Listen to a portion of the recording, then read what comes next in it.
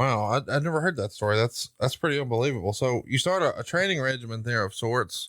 What's that look like? How often are you there? Is it a weekly thing, a daily thing? What's that look like?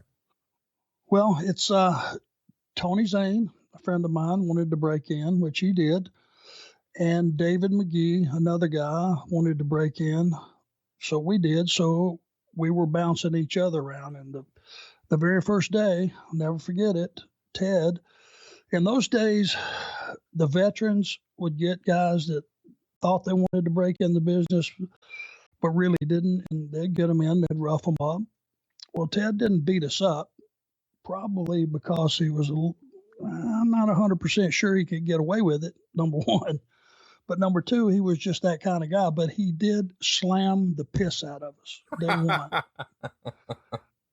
And buddy, if you've never been slammed, I sat up and thought to myself, I'll never forget it. It's like, oh my God, what have I signed up for?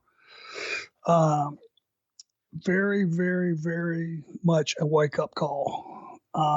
So Ted, just by watching it, I mean, I could kind of do an arm drag. I could kind of do a headlock takeover and some of the fundamentals just from watching week after week after week after week. And he started us at rock bottom, and we were working out probably 3 days a week because Ted was still on the road. He was going back and forth to Memphis, wrestling a full-time job with their company.